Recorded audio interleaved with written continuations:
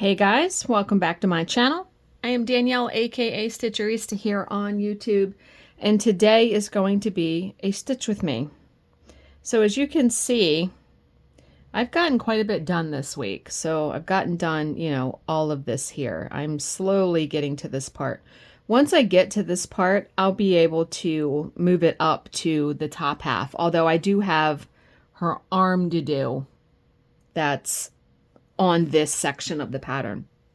So let me get, this is a blend, and how I do my blends is, I think, different than how some people do them. So what I do, this is the blend it's supposed to be. I do one color for the bottom leg of the X, and then I do the other color for the top leg. So what I will probably do is I will do this one for the bottom leg, and I'll do this one for the top leg. You just need to pick which one. So every time you do that blend, make sure you do the same order, right? Because there are 3 blends in this pattern. So let me grab my needle. So let's talk about what has gone on this week. So, well, last week, since this is Monday. This is Monday, May 13th. It was a good week. I had an easy work week, and I'm very grateful for that. I was off on Friday. I was off today. Bill has been working a lot, so I haven't seen him too much. And Sunday was Mother's Day. And I went over my mom's, and I treated everyone to lunch at a local restaurant. We played bingo. Now, my mom had this idea, which was a cool idea, of instead of playing for money, which we usually played for $1 bills, we would go to the dollar store, buy some gifts, put them in bags, and if you won, you just grabbed a mystery bag. So she had not done that when I got there, so we went to the Dollar Tree and did that, got a coffee. And then when I came back, when we got back to her house, we ordered lunch, played bingo. I was there. I got home about 3:30, 4 o'clock. And Bill worked until 6, so I didn't even see him until close to 7 p.m. yesterday. And then, so over the past couple days, he went fishing on Saturday, so I had time to do stitching. I did stitch on Saturday. I watched a few movies. So I watched The Intern, which I had seen before, I think. It has Anne Hathaway and Robert De Niro, where he is an intern in their senior program at Anne Hathaway's company. Very good movie. I loved it. It was really good. It's a feel-good movie. And then I watched, what did I watch yesterday? I should have taken notes.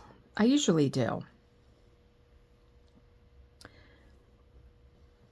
Oh, I watched The Beach with Leonardo DiCaprio.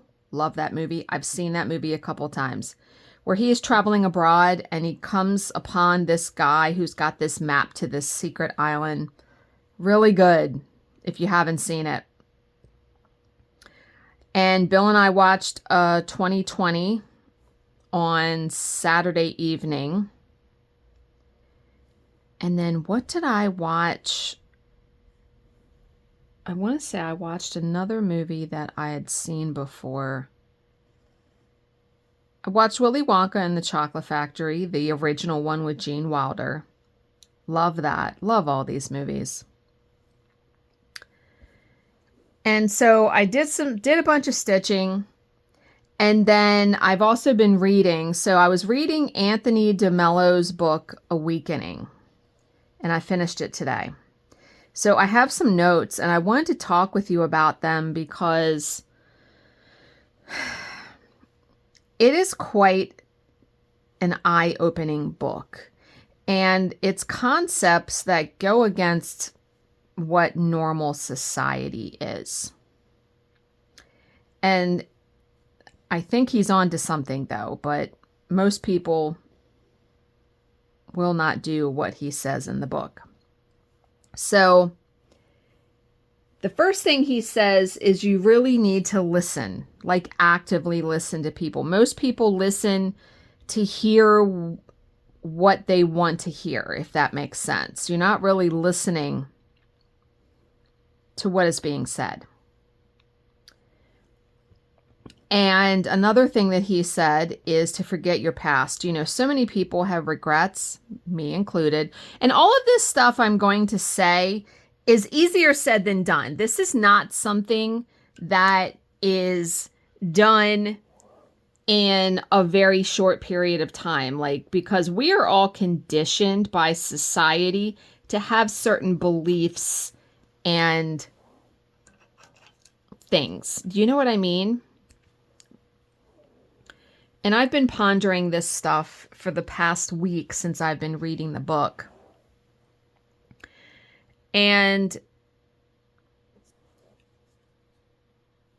the root of everything, besides being aware, right?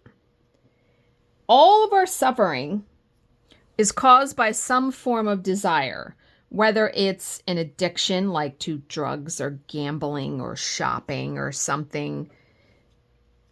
You know, your problem with people, you have expectations, which are desires of how people should behave. And when they don't behave in the ways that you think they should, here comes suffering. You're stressed, you have anxiety. All suffering is caused by desire. And that was kind of an eye-opener when I read that. And he says to fear no one, you have to be perfectly content to be nobody, to not ascribe to the normal success, failure, all the accolades that normal people want. Fame, money, fortune, all of that. And, you know, when you think about when you don't care about any of that stuff, you're free, right? And the need, he said, I have a note here that says the need to win drains power. Yeah, because you care. And he said, here are the three most difficult things in the world to do. 1, returning love for hate. And that comes back to praying for your enemies, loving your enemies. And whenever I see that statement, I always think about in the movie, it was the movie about the Central Park 5 that was on Netflix. I forget what it's called, but I watched it not that long ago, and what a riveting series. And the one boy is in jail, and he's getting beat up by different people in jail. And his mom comes to visit. And now his mom, before he went in, had been like a drug addict and all this. Well, she turned her life around. And she came in there and visited him and told him, you need to pray for your enemies. And he was like, how the hell am I going to do that, right? Because obviously that's easier said than done. But every time I see that statement, I think of that scene in the movie, because he was in such anguish over what had been going on to him in prison. And his mom had to travel like 500 miles to come see him. I mean, heartbreaking, heart-wrenching stuff. Number 2, including the excluded, which,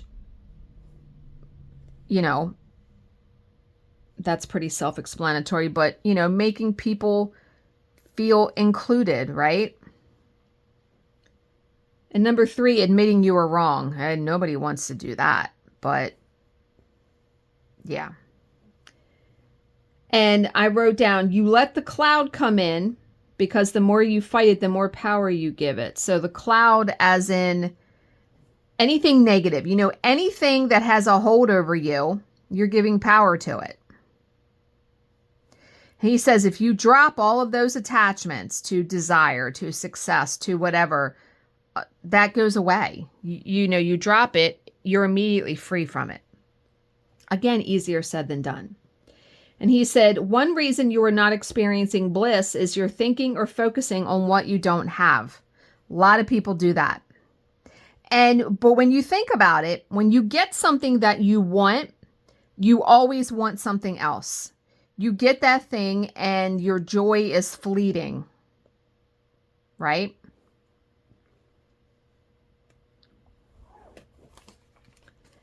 And he also said, everything passes. So it does. Everything passes eventually.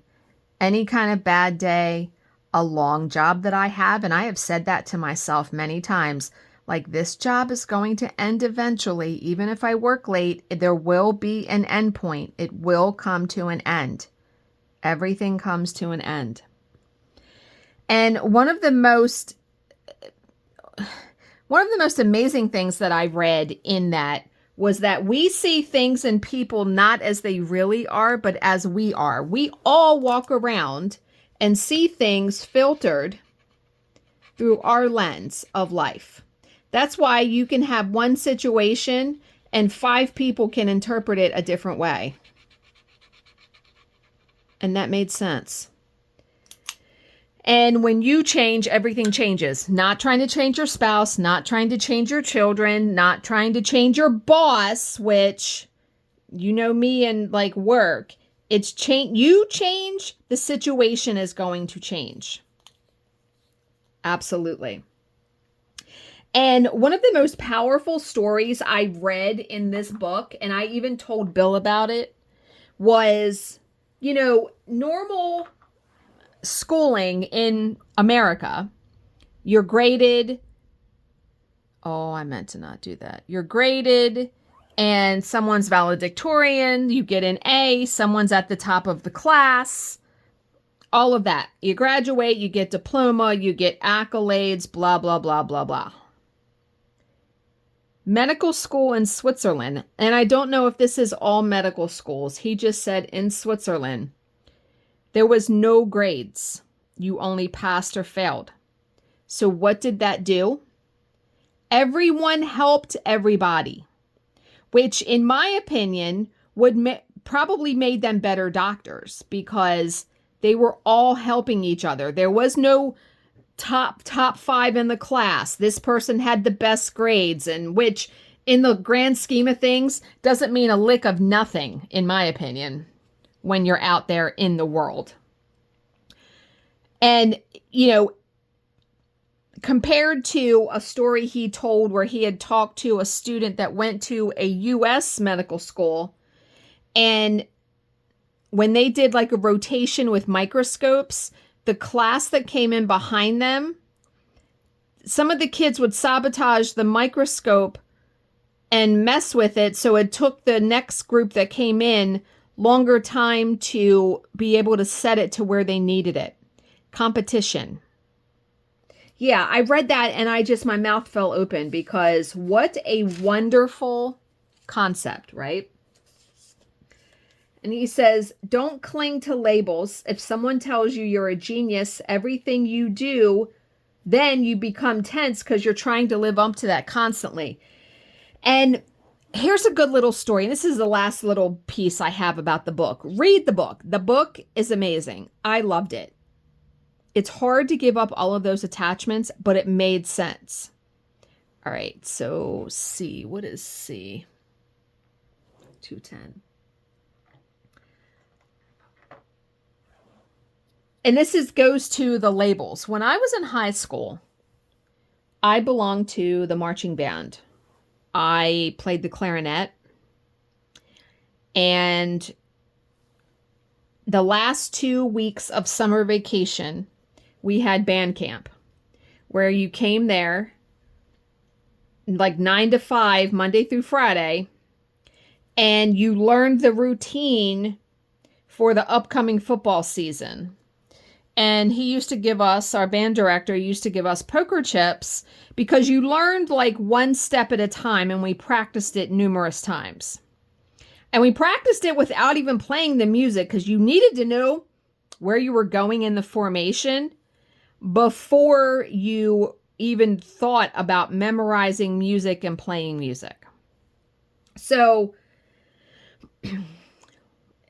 there are people in the band that just thought they were the cat's pajamas, right? And I was always pretty shy. I was never braggy. I never was trying to show off or be the best or any of that. And he gathered all of us up one day towards the end of band camp and said, you know, I want to point out that all of you should be trying to emulate this person's, the way that they march. They do a really good job. And he went on. And I swore he was going to point out one of the other girls that just thought they were the bee's knees. Nope. He points to me. When I say you could have knocked me over with a feather, but because he did that, I had no concept of me marching really good. I just did what I did. But when he pointed it out, it made me conscious of it. So then when I was marching after that, I was like, am I doing it right? Like, it made me so aware of it that it took the glory out of it, right? It made me so self-conscious, like trying to live up to his ideal of me. Yeah. I kind of wish he would have never told me, right? That he would have never said it, because it colored the way that I behaved the rest of the time I was in the band. I mean, it's good, obviously, to be given accolades, but just like that says, someone tells you you're a genius, you're constantly trying to live up to it. That's the other movie I watched. I watched last night. Now, I also had read this book, Flowers for Algernon. If you have not read that book, the book is powerful in the way that it is written. The movie, there's a couple versions out there. The one I watched had Matthew Modine in it. He was Charlie. So heartbreaking. But so good. I watched it last night. I want to say it was on Amazon Prime. And I cry every time I watch that movie. If you're a human, I don't know how you don't not cry. But I got up today and I did some stuff for work. And I had to pick Bill up. So Bill, for the last 2 weeks, has been filling in for his boss. And so he has been able to take a work truck home. Well, his boss came back today. And so Bill said, can you pick me up at the county complex, which is about 15 minutes from our house? I said, yeah, no problem. So one of his coworkers was bringing him there, and then I was picking him up. Well, it was about 1:15, and I just had an idea that I wanted some physical books instead of reading on my iPad. Wait a minute. 1, 2... trying to count here. I wanted some physical books. It's really nice outside. It's been nice outside the last couple of days. And it makes me want to sit outside and read.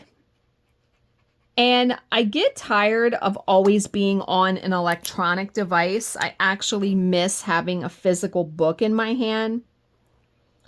Wait a minute. I didn't do that right. Wait a minute. 5, 1, 1, 2. Dang it.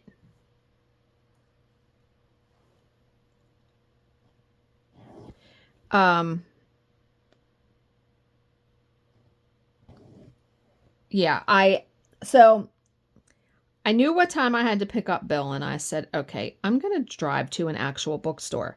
The closest bookstore to us is about a 25-minute ride. It's Books A Million. I didn't have any particular book in mind. Wait a minute. Let me get this. Wait a minute. 1, 2, 1.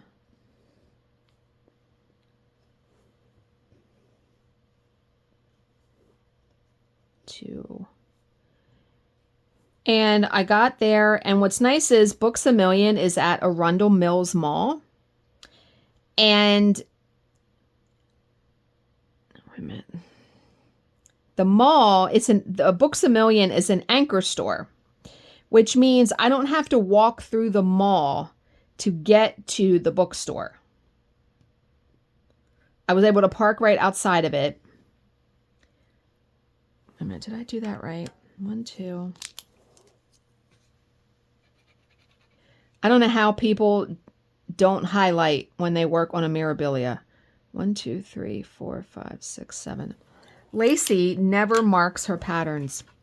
And she does very complicated Stony Creek stockings. I don't know how she does it. That is just a gift that she has. Me, I would lose my place because I messed up somewhere in here and I didn't even know where it was and I just fudged it because no. But yeah, so I went to Books A Million and I realized once I got in the store that I forgot a tote bag because remember in Maryland, there are no plastic bags anymore. And if you want a paper bag, you have to pay for it. 1, 2, 3, 4, 5. I decided I wanted a tote bag. I found a really good quality tote bag in there and it was only $10. But Books A Million is a glorious bookstore. And I wound up buying 3 books and I'm going to show you what I got and I'm going to show you the tote bag. And then when I got up there, I actually wound up signing up for their Millionaires Club, which is like their club card where you get initially a $10 coupon, which I'm going to use to buy the new Riley Sager book that's coming out in June.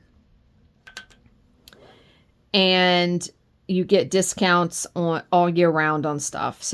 And it costs $25. So the $25, but when I bought enough books that I saved $18 right away off of my total, which was good. So, and I've always had a dream. Now I know I had done the minimalism thing, right? And I still am like not bringing huge amounts of stuff into my house, but I have always had a dream of having a library in my house. Bookshelves filled with books that I've read, chairs, good lighting, maybe a window seat. Wait a minute. And it's a dream. There's no way to do it in this current house unless I turned our dining room that we never use into a library. And I'm sure that if I wanted to, Bill would not balk at it. But it would be a huge undertaking. I would actually love to find a house that had like a library in it with bookshelves that were built into the wall already. That's a dream. That is definitely a dream. Or to have maybe like a she shed kind of thing that's just for reading. Yeah, I mean, definitely a dream. But yeah, so I'm going to show you the books I got. And one of the books I got, I almost bought Where the Crawdads Sing because I've seen the movie, but I haven't read the book. And I think I'm going to get the book. When I came home, I went on Books A Million website and signed up, added my club card member in there. And then I went through and I added some books into my wish list that I knew I want to purchase. And because you get free shipping as part of the membership club, you get free shipping if you order from their website. Okay, let me move this so I can show you. Oh, another thing that I did. So let me talk about this for a second. I'll stitch for another minute while I tell you this. So the other day, a real estate agent came around and put a brown paper bag on everyone's doorstep. And I was like, what is that? So when he left, I go out there and it was for donations to our local food bank, where he had clipped on there, fill this bag up with, non-perishable goods and put it back on your doorstep on Mother's Day, and they would come pick it up. And I was glad to fill it. I had that thing stuffed. I had to staple the bag shut so it would stay closed. But I did see them come get it, and I was so glad to do that, to be able to donate food and get rid of some things that I knew we would never eat. So got to clear out some of our cabinets from stuff. It was a good feeling, though. I like doing stuff like that. Okay, wait a minute. Let me do this stitch.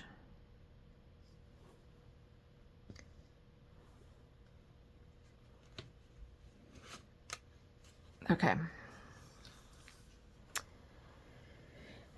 All right, so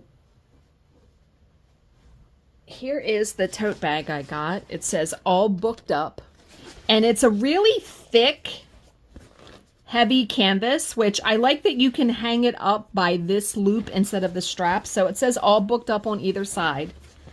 And then on the inside, it has this little pocket. So I have a lip balm in there. This is one of the things I won from bingo yesterday, Peeps lip balm. And then I have my membership card in there. But here are, I got 4 books. Did I say 3? I bought 4. Okay. So the first book I bought, I've read before, The Color Purple. And I saw this and I was like, I have to have it. It's a hardcover. I have seen this movie. Now, not the remake. I have seen the one with Whoopi Goldberg, Danny Glover, Oprah. Whoopi Goldberg is the star. She's Celie. Love this book so much, and I've just started reading it before I did this video. This is the book I'm going to read right now. We'll never get tired of reading that book. It is a book. You want to talk about an underdog story. So my favorite movie is Shawshank Redemption because I love the patience that Tim Robbins' character has for like 19 years. This is a story also of resilience in horrific, horrific circumstances. The next one I got is Jojo Moyes, Someone Else's Shoes. So this book, I had seen it on the library's website, and I was going to check it out. I have read her other one where it's the girl taking care of the guy that's in a wheelchair. Me Before You, really good. And that was also turned into a movie. So I got that one. I got Leanne Moriarty's Apples Never Fall. This is actually a series now on Apple TV, I think, or Peacock, one of those. Love her books. I've read almost everything she's written. That's a pretty thick book. And then I got The 7 Husbands of Evelyn Hugo because I never finished it. So I was like, I'm going to get it so I can properly read it and on my own timetable. You know, I'm all for the library. Obviously, when I was a kid, the library was a saving grace. I was able to get as many books as I wanted. But now that I'm able to buy books, and I feel pressure when I get books out from the library because you have to read them to get them back, right? This is going to be the start of my new library. Love these. And I'm going to keep them in this tote bag as I read them, until I read them. But I love the tote bag so much. So, but yeah, I will, you know, to me, spending money on books is never wasteful. Never at all. I would never deny buying a book for a child. Always encourage people to read. But yeah, definitely going to buy Riley Sager's new book that comes out next month. I have a couple books like, Kirsten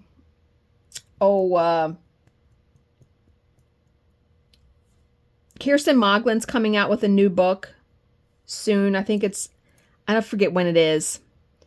And then Frida McFadden is coming out with a new book. I want to say it's next month, this month. They had all her books at the bookstore in like one section. That bookstore is so glorious. I could have spent more time in there. I was kind of pressed for time because I knew I had to leave at a certain time to go get Bill. But the next time I go, I will spend some more time in there walking around. And the bookstore too is a place I like to go by myself because then someone's not behind me. You know what I mean?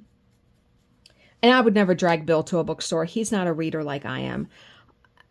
Me reading is probably one of my favorite things about myself, because it just can transport you to so many different worlds and ideas and different ways of people living. I love the fact that I read, and I've always been a reader ever since I was a kid.